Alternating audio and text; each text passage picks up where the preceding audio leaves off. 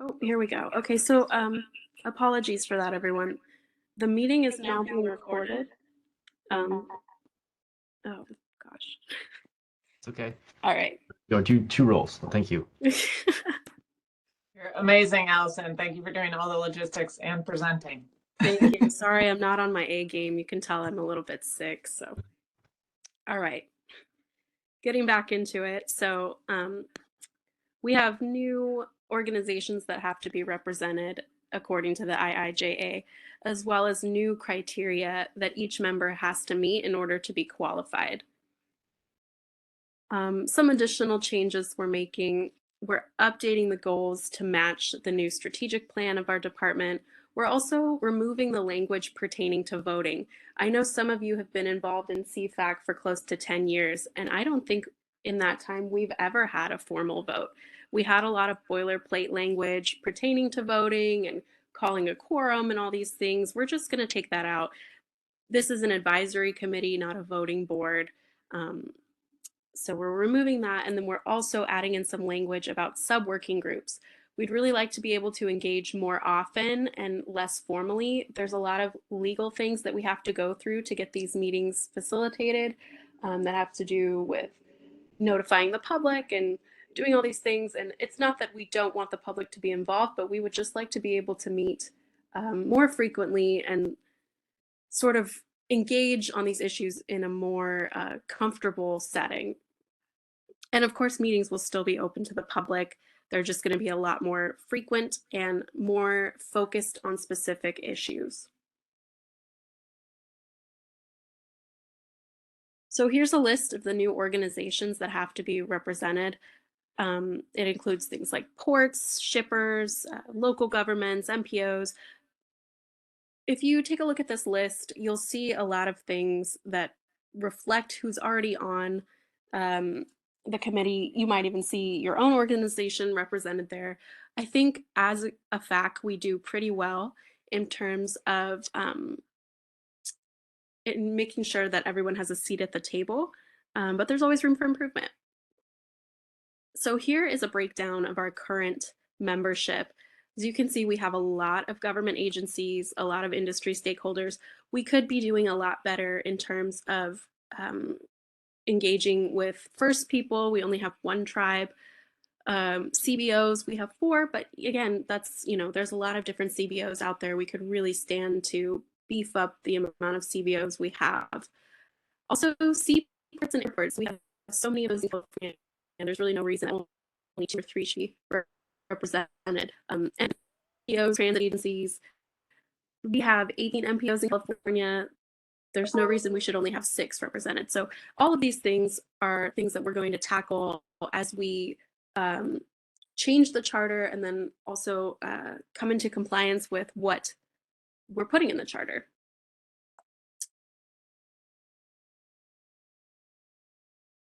And again, this is just who we could stand to better engage with. So the vetting requirements, each member has to meet one of these requirements. They're pretty, I think, pretty easy to meet. General business or finance experience is one. I won't read them all off, but I'm sure as you look at this list, each one of you probably can say to yourself, I meet every single one of those 6. And that's why we're glad to have you. But what does this mean? Every single one of you, unfortunately, is going to have to go through a vetting process so that we can prove that we were in compliance with these new requirements. We'll be creating some online forms that each of you can just fill out in order to check that box for us. We know you're qualified, but this is just sort of a bureaucratic thing that we need to get done. This will also be an opportunity for us to expand membership to include some of those groups that haven't been as well represented. And we would really appreciate your help reaching out to other divisions, districts, CBOs, tribes, anyone that you think would be a great addition to this FAC. We would appreciate you letting us know and spreading the word. So next steps, we'll be sharing the draft charter with you all after this meeting. You'll get an email from CFAC and you'll have the ability to comment on that now through July 29th. We'd ask that you submit all of your comments via email to cfac.ca.gov. We hope to ratify this charter by August 12th. And then August 12th through the 16th, we'll be sending out those online forms to all of you so you can check that box that you are qualified and pass it on to other people that we hope to enfranchise in the group. So do we have any questions?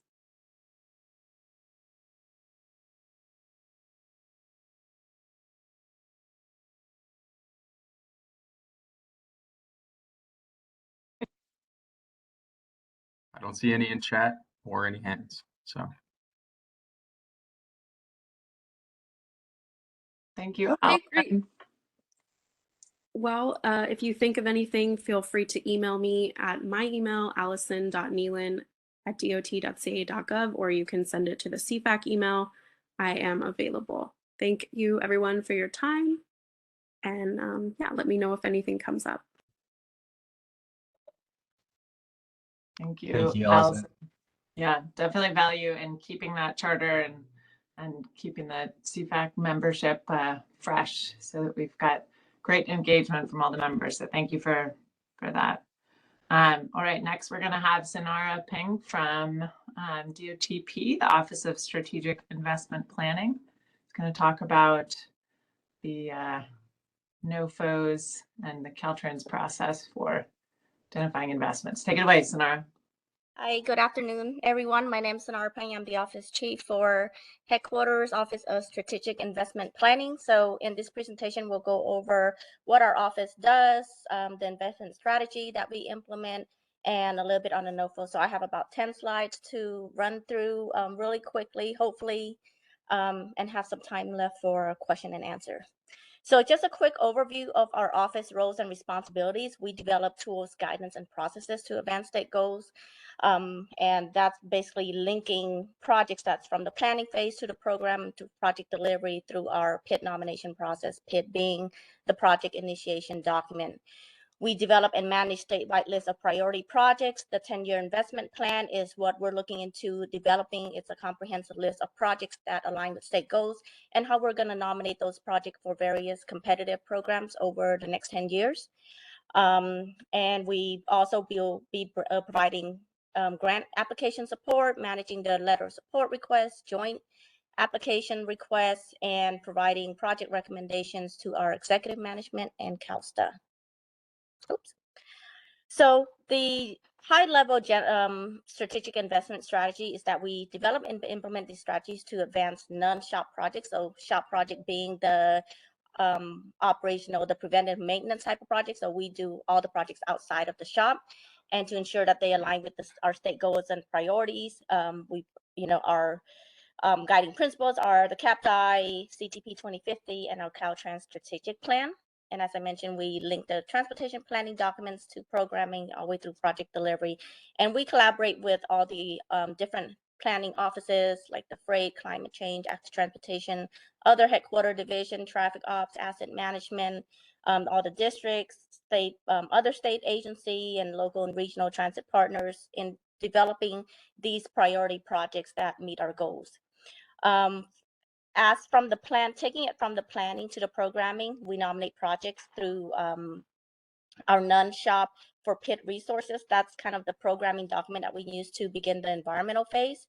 And we also review the existing pipeline projects to make sure that they are aligned with state goals and how we can bring or improve those projects to be in better alignment if they are not.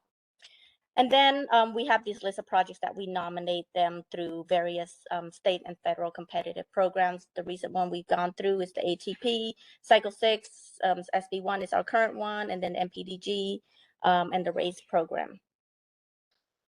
Here's a quick overview of how we take projects from the planning phase to the programming phase. So it starts with our policy document, CTP 2050, CAPTI, and how those feed into the 6 different modal plans, and those feed into the corridor plans that identify needs and deficiencies and come up with a list of projects that get feed into a monster. If you're not familiar with the monster list, that's basically the kitchen sink of all projects, anything from pipeline dreams to conceptual projects, all the way to constructions. And projects are, you know, once they get into the monster, they nominate out of that list for our project initiation document, which we go through a formal nomination process, which I'll get into a bit later. And once a project have a PID that's approved, then we get them ready for programming to start the environmental phase and moving forward. And from the monster list to the programming is where the strategic investment planning really takes place, and where our 10-year non-shop investment plan is really going to be relevant in this last part of the planning to programming. And getting into the thesis, so as you know, the CAPTI, or some of you may know that the CAPTI, one of the strategies listed in CAPTI is for us to develop a data and performance-driven thesis. So when the CAPTI was released in July 2021, we had to really do something quickly to implement CAPTI, and a data and performance-driven approach is something that's going to take a really long time, requiring a lot of research and data analysis and studies and you know, stakeholders engagement. So we had to implement something that's quick for the upcoming program. So we developed the interim thesis, which looks at a qualitative approach, and that was released in December 2021. We updated in March 2022 with scoring rubrics for the state-sponsored PID and the SB1 SCCP and CSIP programs. And since then, we've implemented the interim thesis for the ATP program, the state-sponsored PID, and some of the recent federal programs, and most notably our current SB1 program. Now, after you know, the SB1 programs kind of come to an end as far as the project nomination process, we are looking into shifting to a data and performance-driven approach, and that would be our ultimate thesis. So, as I mentioned, this requires a lot more in-depth research and studies and data analysis, and we actually have a research proposal out to kind of look at what is being done nationwide on how they approach a data and performance driven on their priorities, and we're going to try to implement that at some part for our ultimate thesis. So once we kind of have the draft strategy in place, we'll be collaborating with the subject matter expert districts and partner agencies to make sure we really get that feedback and input and the buy-in into the process before we putting them into implementation. And we understand that, you know, with us having about 9 or 10 criteria that we're trying to score projects against, it's not something that I can see or we can possibly do all at one time. So it may be a phase approach as we get deeper into this to say, hey, we can, you know, do a data and performance driven approach for these set of criteria, and this set of criteria is forthcoming, something like that. But once we dive more into it, we'll kind of get a better roadmap of what our direction would be. Here's a what our project nomination process looks like. So we put out a call for nominations.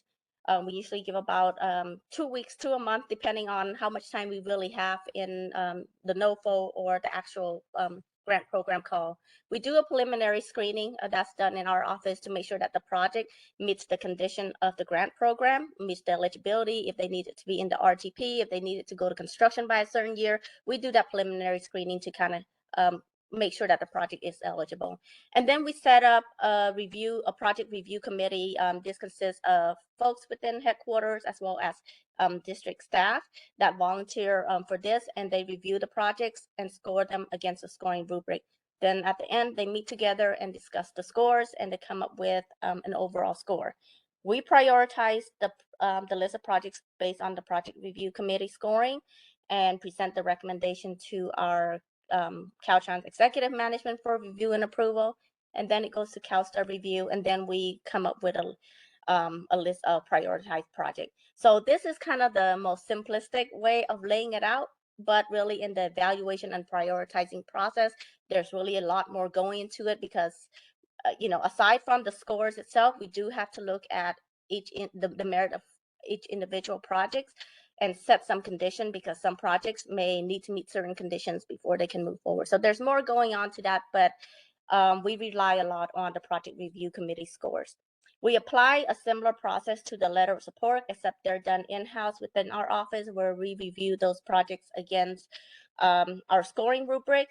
And it's not so much prioritized, it's more of the project is aligned with state goals, then we move them forward for letter of support. If they conflict with state goals, we don't. Our project evaluation approach consists of these few graphics here. So in the middle, you'll see the criteria is based on the CAPTI guiding principles. There are 10 of them. And then the program objectives. So of course, the project has to be competitive for the program they're applying for, but at the same time, they also have to align with CAPTI. So as I mentioned before, our scoring rubric at this time as an interim measure is based on a qualitative approach. Each criteria is scored 0 to 5. There's no weights applied to any of them. And we get a lot of questions asked if, one criteria should be weighted more than the other. And we have looked into that. And for one reason, CAPTI didn't consider one guiding principle any superior than the other. And second, when we had played around with a bit of weighting, it didn't seem like it affected the overall score by that much. So we left it alone and saying they're all scored equally. We also take project type into consideration, like a highway project will be considered differently than a transit project or an active transportation project or a port project. And then we also take the rural context because we understand that projects in a rural setting is different than a project in an urban setting. So our scoring criteria do put in place those different considerations for project type and rural context. Here's the scoring criteria question. The CAPTI guiding principle have 10. We combined some, and we have 9 of them that entirely align with the CAPTI guiding principle. And I won't get into details on this one. I would just kind of go down the list of saying, okay, the first one we have on mode shift, looking at how projects have the potential to shift mode from highway to rail, transit, or other active transportation. VMT is a big criteria for a lot of our highway projects. We want to shift from projects that are highway capacity and VMT induced project to something that's a lot more multimodal or have multimodal elements that would mitigate those VMT induced impacts. We also look at equity and public engagement and equity. How does the project engage the community, identify the needs, and actually incorporate those needs, and how do they affect the disadvantaged communities and other low-income communities? The fifth one is on safety, how the project addresses the safety for all users, not just the roadway, for any bike and pets that may go along that roadway, and how do they align that with the safe system approach? ZEV infrastructure, if the project is adding or improving access to any ZEV charging or fueling infrastructures. We have quite a bit of projects coming in the SB1 round that include quite a bit of ZEV infrastructures. And the last 3 is on climate change, how the project improve climate adaptation, resiliencies, protecting our natural resources and ecosystem, and how the project promote infill development. And then we have number 10 and 11. So 10 is outside of the CAPTI, but we do look at how projects leveraging funds, leveraging partner funds, basically projects that, where the locals have skin in the game and not just the state putting all the money. So that's part of our criteria. And then 11, freight benefit. This is for the SB1 TSIP, but the same concept applies to, SECP or any other programs where we look at the program competitiveness. So we have different questions depending on what the program is. For the TSIP program, we ask about freight benefits, freight throughput, freight benefits, and the performance attributes. And I put a link here to our interim thesis 1.1. The scoring criteria and rubrics are in the appendix section. The body of the thesis itself talks about the investment framework. And if you're external, this is an internal link. We are working on remediating the document to put it externally. So if you need a copy of the document, please let me know and I can email it to you. Unfortunately, we don't have it posted externally yet. Here's a chart of all the discretionary programs that we work with. Some we take lead, some we do not. We work with the different divisions or programs on those programs. Our most active one right now is the one that's in blue. As you can see, any of the programs that has a diamond shape before it, those are all the ESA programs. So We do have quite a bit of programs that have been added to our workload than we initially started. So the current active one is SB1. We have the bridge investment that we move forward with 2 projects. Reconnecting community, we're evaluating the list of Caltrans-led project, and we'll be selecting the 3 projects coming next week or so. Railroad crossing elimination, the DRMT is lead on this, but we support them. So any programs on here where we are not lead, we provide support to those programs. So for the freight office, when they're lead on the PIDP, the infra, or the marine highway, we provide the support to that office. And then we have a slew of upcoming programs where about 4 of them may be coming in the summer, and the rest is just a wait and see of when it's coming. A little bit on the letter of support request. So we have a decision tree that we prepare to determine what type of letter of support are signed by the district director, which type is signed by our Caltrans director. The point of this is to increase efficiency on the smaller programs where the district director can handle them much quicker than if they go through our office where we do a robust evaluation. So some of the programs, so first of all, kind of walk through this a little bit. When we receive a grant request or the district receive the request, they look at the program capacity. If the program capacity is under 130 million for that year, then they go through the blue process to determine what steps they need to take next. So if a program is 100% active transportation or transit type project where it's fully aligned with CAPTI, then the district handles the preparing the letter and signing the letter. And then there are some where they do need concurrence, like a lot of DRMT programs. DRMT want to have a say in what project goes that they sign. So when the district gets a request, some of those programs do come to our office. We obtain concurrence from either DRMT or traffic ops or asset management, what have you. Once they receive that concurrence, it still go back to the district director to sign. And then there are some programs where if it's over 130 million, kind of like the big program like infra, raise, the mega program, those kind goes to Caltrans director. So we put out a formal call. There's a deadline to it. We do a thorough evaluation of those projects, and then it goes through the review and approval process through our executive management as well as CalSTA. So there's only a small handful of programs that are actually going through our Caltrans director.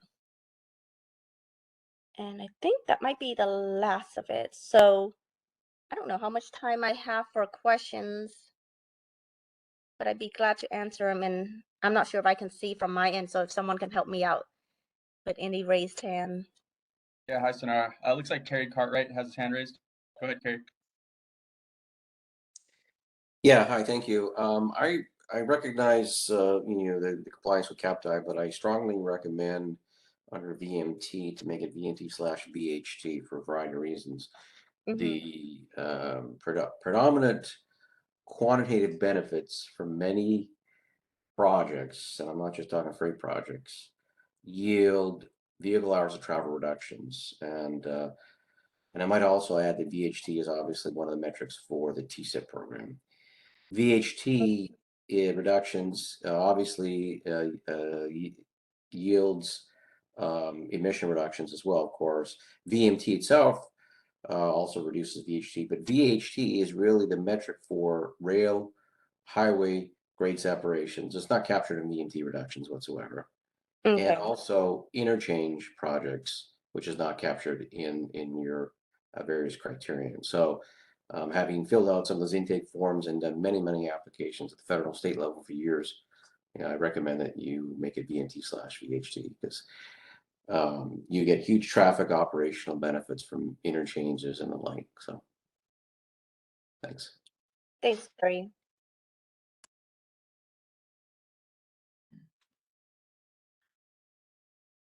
Thank you, Kerry, for the comments. Sonara, thank you for the presentation. I want to move us on in the agenda just to stay on time. And I know that this next item is going to be of interest to folks. So Giles, I'm going to pass it to you to talk about the new program here. Thank you very much. So this is actually a team effort. A number of us at CalSTA and also Caltrans kind of were involved in trying to get the governor's budget request of 1.2 billion for port and freight infrastructure over the finish line, and we pulled together between the three of us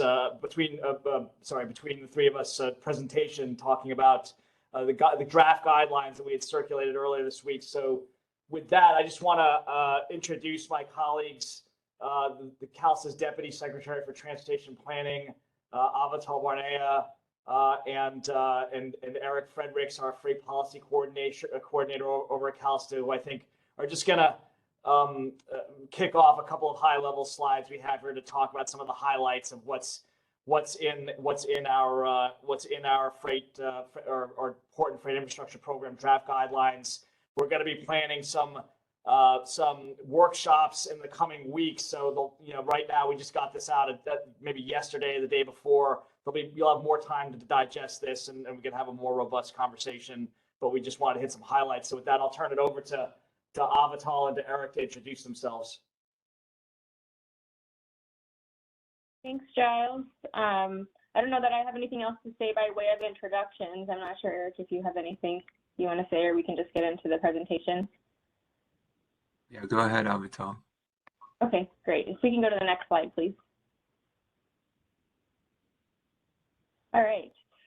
So as this group is well aware, we've been seeing challenges with the supply chain that really came to light during the COVID-19 pandemic. And, we can discuss all of the things that led to that and why the bubble finally burst in the last couple of years, but it did. And so in response, Governor Newsom issued an executive order in October 2021. It was Executive Order N1921, really acknowledging the global disruptions to the goods movement supply chain that had been brought on by the pandemic and all of the various impacts to the freight industry sectors and changes in consumer demand.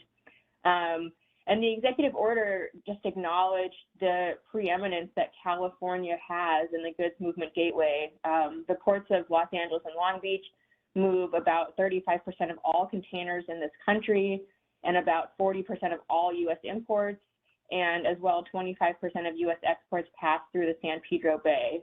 We know that other ports in California and the rest of the freight system is very integral to our state and our nation's goods movement and just getting the stuff that we all need. And so that executive order directed California state agencies to take actions, both near-term and long-term, to help address the port congestion and goods movement supply chain congestion challenges, and also required agencies to develop longer-term budget proposals to support port operations and goods movement. So then in response, in January 2022, the governor included a $2.3 billion supply chain budget package in his overall budget package, and that $2.3 billion included one-time funding at the amount of $1.2 billion for port and infrastructure funding. So in response to that proposal in the governor's budget, we preemptively held some listening sessions last April to get people's input on, if this money were to be approved, what kinds of projects should it be used for, what are the needs? So we sought input from a variety of stakeholders. We held 3 virtual listening sessions, one focused on Southern California, which was co-hosted by the Southern California Association of Governments, one focused on the Central Valley that was co-hosted by the Fresno Council of Governments, and one focused in Northern California that was co-hosted by the Metropolitan Transportation Commission and the Port of Oakland. We conducted a survey through those listening sessions, and we received input from ports, federal, like USDOT input, railroads, state and local government leaders, and other transportation stakeholders that we then took into account as we worked to develop guidelines for this program. We were successful in getting this funding on June 30th, 2022. The governor signed Senate Bill 198, the Omnibus Transportation Trailer Bill, which included this $1.2 billion for port infrastructure and goods movement. So as Giles mentioned, we just released draft funding guidelines yesterday. It's very hot off the press. We don't expect you to have read all of it yet. But just in summary, the purpose, goals, and objectives, this is all laid out pretty much in the trailer bill language, that we know that the Port and Infrastructure Program seeks to improve the capacity, safety, and efficiency and resilience of goods movement through California's maritime ports, while also reducing greenhouse gas emissions and harmful impacts to the communities adjacent to those corridors. And we know that these improvements are critical to enhancing and modernizing the multimodal freight transportation system in California and increasing our economic competitiveness, while also promoting transportation equity, safety, and improving system resilience. So that is basically the overview and the purpose of this funding program. On the next slide, we will get into the timeline. So as I mentioned, we just released the draft guidelines yesterday. We are planning to hold 2 virtual workshops for stakeholders to go over the guidelines and hear your feedback. We're looking at scheduling the first one in early to mid-August during the day. And then we're looking at scheduling the second one also in early to mid-August at sometime in the late afternoon or evening, at a time when it might be easier for members of the public to attend, or just to offer, you know, a different option for folks who may not be available during the day.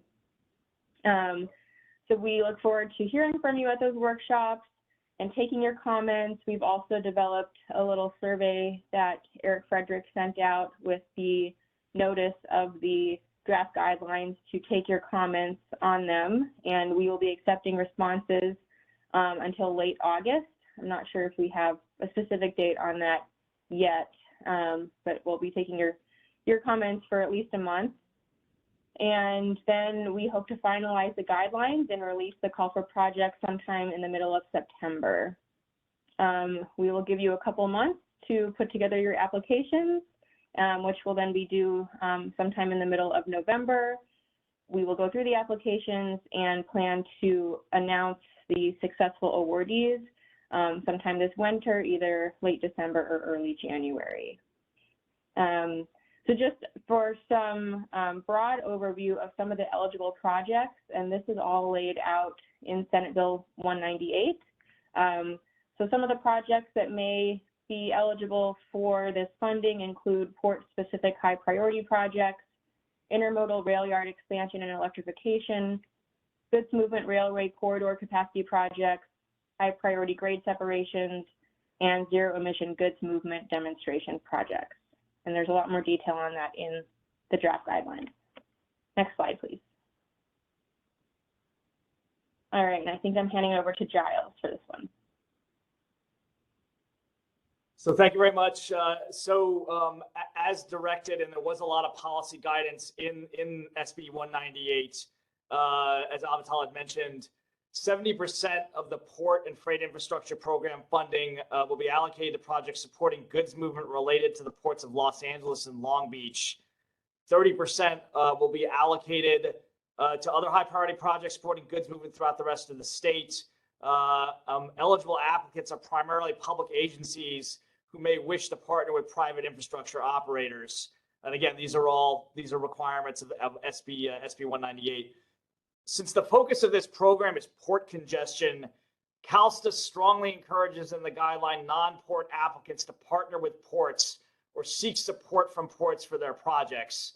And this will be an evaluation criteria. We're strongly recommending this. Regarding funding match, a substantial committed federal, state, local, regional, or private match will be considered favorably in the project's evaluation for award of funds. And finally, a significant feature of the Port and Freight Infrastructure Program is the desire to award state funding for the purpose of attracting federal infrastructure investment Pictured in this slide is the U.S. Department of Transportation Secretary Pete Buttigieg. This was his January visit to the ports of Los Angeles and Long Beach. And during that visit, he talked about the need to align federal, state, local infrastructure investment to support supply chain resilience projects. So we're hoping that sponsors are going to articulate strategies for how they're going to go after this IIJA funding and how this can be used. Our program can be used to leverage this the IIJA funding for the new Infrastructure Investment and Jobs Act. Next slide, please.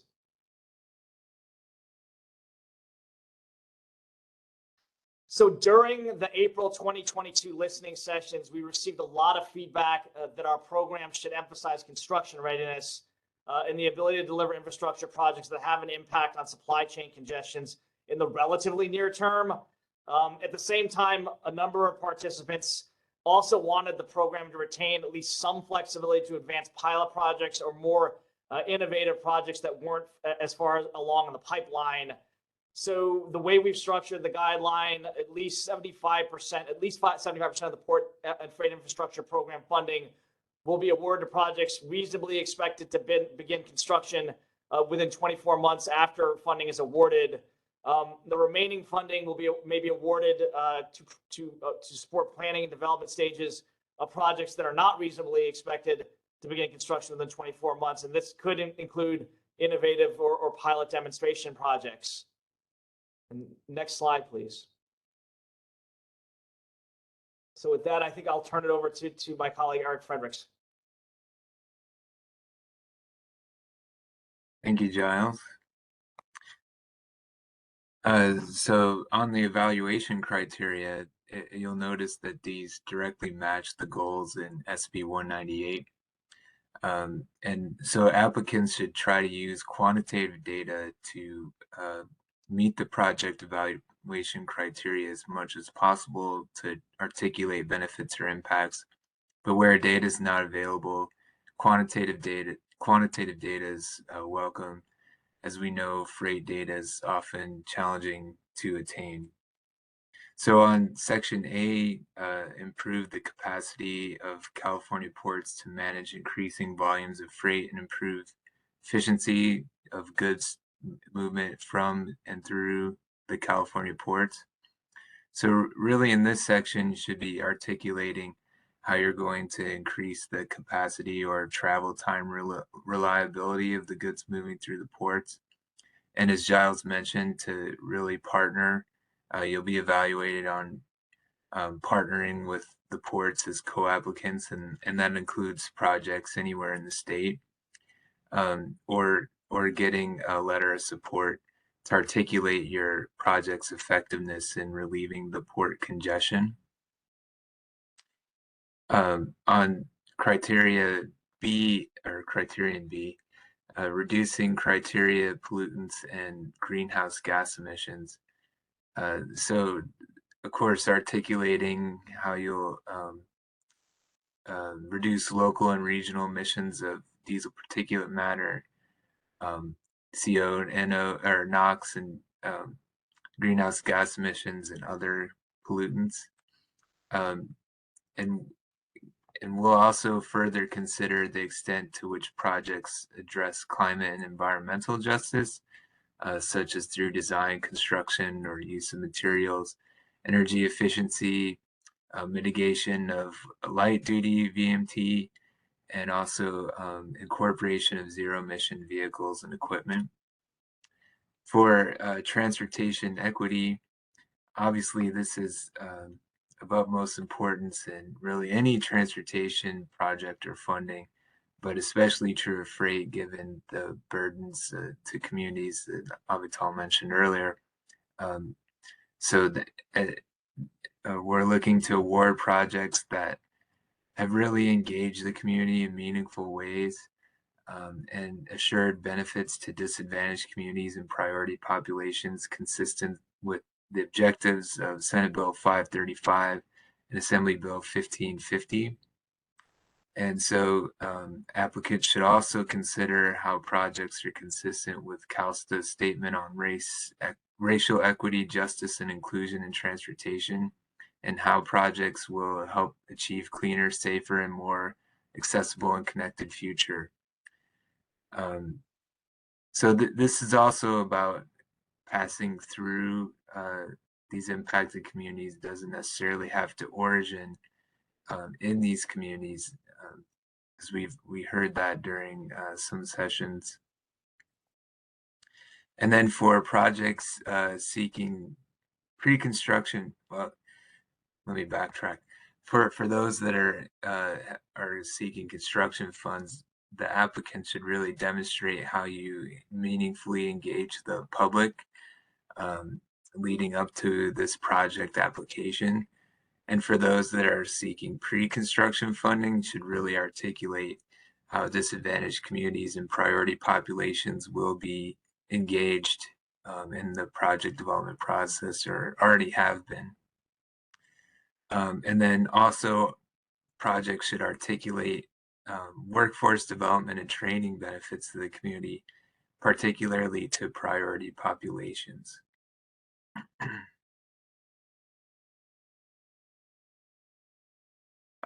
For Section D, maintain, enhance, and modernize the multimodal freight transportation system. The nexus should really be cleared to a freight to score highly in this criterion. For instance, if you're going to improve railroad track and infrastructure, I know it's very challenging, but an application should really try to state the impact of the project on corridor reliability and capacity, including the impacts on all corridor users. For Section E, grow the economic competitiveness, as others mentioned before, really looking at throughput or travel time reliability. And we provide some examples of some data that you could use to articulate this. For the next one, reducing freight related deaths and injuries, applicants should really articulate how the safety benefits or safety improvements can help the transportation system, including for vulnerable road users and things such as at grade crossings. And this could be indirect safety benefits. For instance, if you're building new truck parking lots near an area that's been experiencing collisions, this may help with reducing some of the safety impacts, even though they're not necessarily right at the project location. And then G, improve system resilience by addressing infrastructure vulnerabilities. So this should, applicants should articulate the desired resiliency outcome, and also discuss the vulnerability of the project itself to these vulnerabilities. For H, funding match and leveraging the state funding and innovative financing. This is really to articulate that other match is desirable, and really spell out how the funding will be used to leverage a maximum amount of federal funding, as Giles mentioned earlier. And CalSTA will also be considering funds in advance of normal program adoption schedule, or as a contingent award during the normal adoption schedule for projects that are both eligible for the Port Freight and Infrastructure Program, and also plan to be submitted to the federal government for federal discretionary funding. There are more details that I encourage you to read in that section about that goes into a little bit more detail about the advanced funds. And then lastly, lastly, mine is not matching up with the screen here. I is construction readiness priority and innovative transformative pilot projects. As Giles mentioned, to prioritize projects that are near-term construction, but also to include, as we heard, projects that could be transformative to the freight industry, but need a bit of a funding boost, that it's hard to often attain some project development funding for some of these transformative projects. So I encourage you to read more about that in the guidelines. And with that, I believe we're opening up for questions. Yeah, it looks like Carrie Cartwright. You have your hand raised? Yeah, thanks, Eric and Giles and Avital. A couple of questions. One is, and I don't know if I missed it in your presentation, I apologize if I did. Does the legislation allow CalSTA to award more than 600 million in this first round? And then secondly, the USDOT CRISI is due in October, TCEP's due in November, USDOT RCP is due in October. Is there any way that the schedule could be extended a little bit for submittal, deadline for submittals? So to answer your first question, I think as we've noted in the guideline, I think the idea would be to try and do a program of projects that would total $1.2 billion, which is the total, total for the program.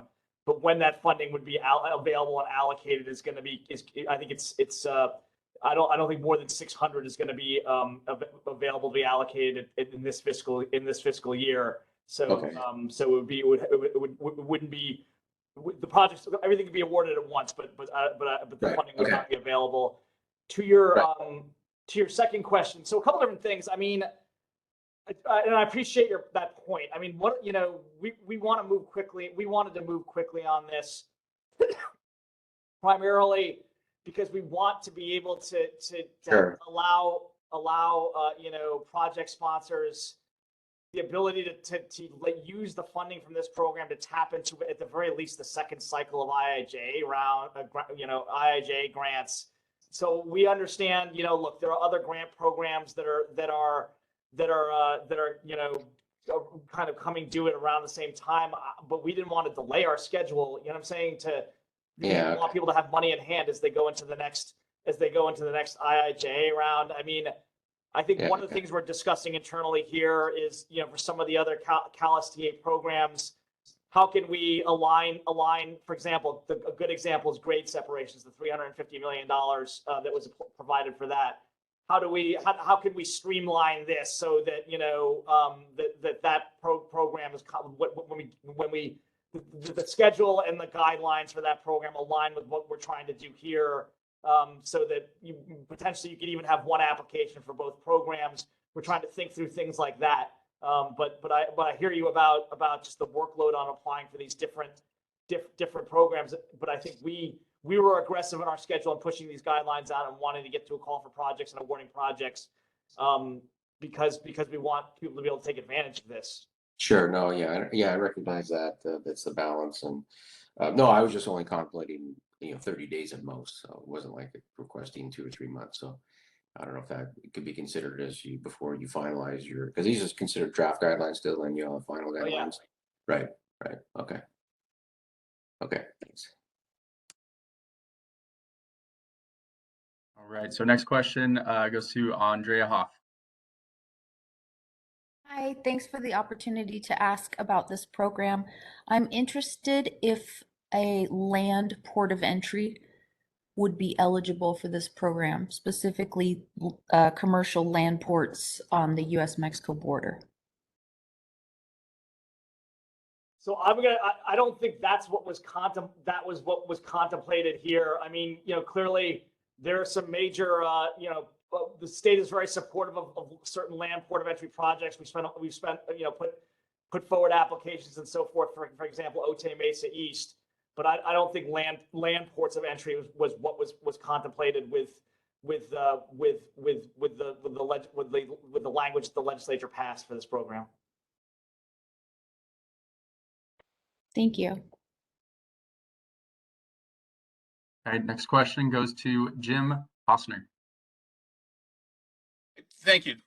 Jim Hausner with CMAQ.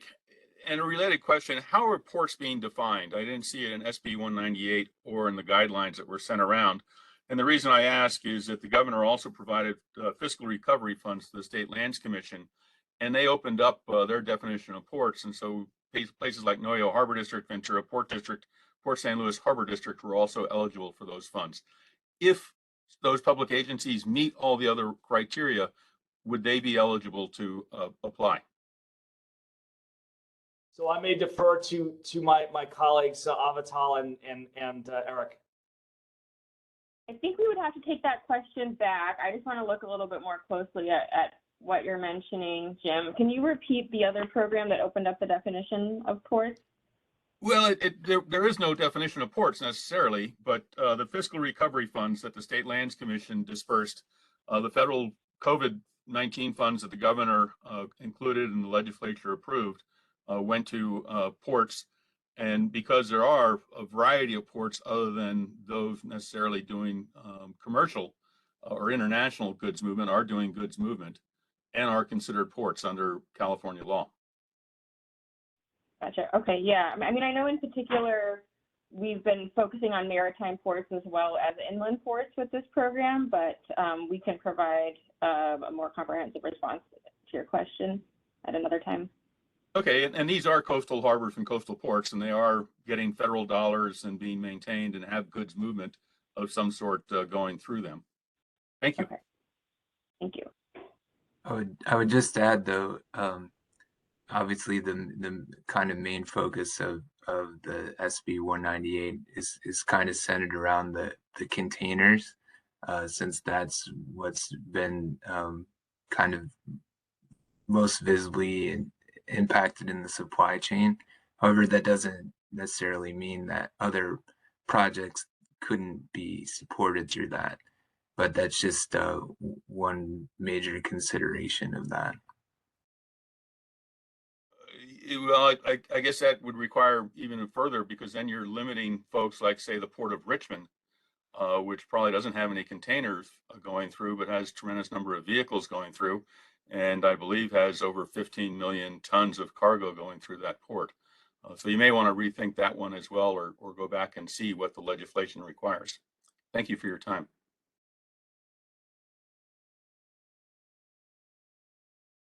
Okay, next question goes to Annie Nam.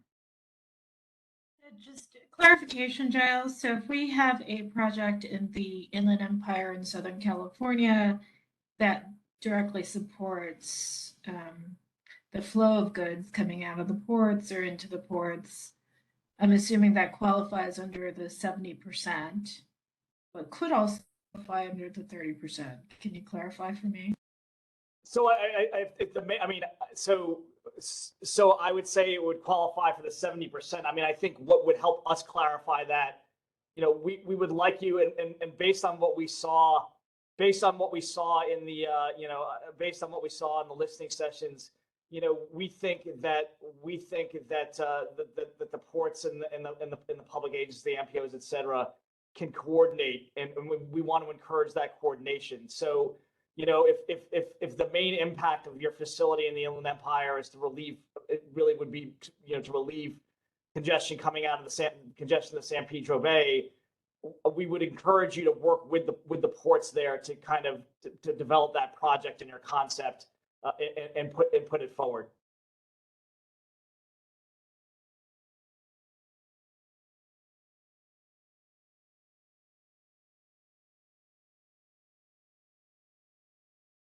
Okay. Next question then, Teresa Downell. Yes, thank you. Appreciate the opportunity for this discussion. My question is regarding larger projects that have multiple components that are phased over time and would be delivered in multiple construction packages. Would the funding be eligible for large projects if the start of the project happens within the desired timeframe, but the start of, say, some of the subsequent components happen later outside of that window? So, I think you would. So, a couple different answers to that. One, For larger projects, we're encouraging segmenting and phasing and prioritization of what you're putting forward in case, to kind of reduce, frankly, the risk of the project sponsor from getting from having a project that's going to be rejected for any number of different reasons. I think you would benefit from trying to phase and scale your project and segment your project and give us a sense of kind of the cost and schedule around different phases if you're gonna submit a large project. The other point that I would make is the money has to be liquidated, and so within 24 months. I think the actual language of the guidelines is within projects reasonably expected to begin construction within 24 months, and or construction completed by June of 2028. I don't have the language in front of me, but it's in there. And be mindful that I think all of the funding for this has to be liquidated. I want to say, I don't have it in front of me, but I think it's the 2028 or 2029. So I would just take a look at kind of the timeframes that are outlined in the guidelines. I would encourage segmenting where you think you have questions where you could run into the types of problems or issues that you're describing. I don't know if that helps, but. Okay, yes, thank you. Riley, do you have any more questions? I do not see any other questions. Great. Well done. Thank you. Thank you, everyone, for your time. Jeannie had to jump off to another meeting. I do want to, Giles, Avital, and Eric, thank you for the wonderful presentation. I think you'll be expecting a lot of questions in your workshop. This is a lot of money at hand, and again, I think all of our partners, including Caltrans, were interested in how we're going to work together to get at these funds. So no, thank you for your time, and we will be posting this information on our website as well. So with that said, is there, we want to take some time for public comments. And so if there are any comments, questions, please feel free to raise your hands or put those in the chat.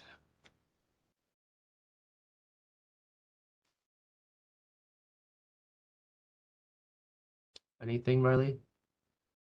No. Okay. Well, before we conclude, there's a few action items. As you may recall, this is a two-part. Today's the second part of the CFAC meeting. We did have some wonderful presentations last Thursday, specifically one about the CFAC or CFMP update 2023. So some of the action items include, we will be sending the amended CFAC charter to be circulated comment to CFAC members within next week. We look forward to your feedback and input for our CFMP 2023 update. There's a lot of content that we are hoping to include, but again, we look forward to CFAC's input. And also, as a reminder, all materials, recordings, and minutes from both CFAC meetings will be posted on the CFAC website within 2 weeks. So, we appreciate your attendance and we appreciate your input. So we look forward to continue this coordination with this group. Before we conclude, any last minute questions? I'm not seeing anything, Yachtman. Great. Thank you, Riley. So thank you, everyone, for your time. And we look forward to your input, and we'll see you soon. Thank you. Thanks, everyone. Bye.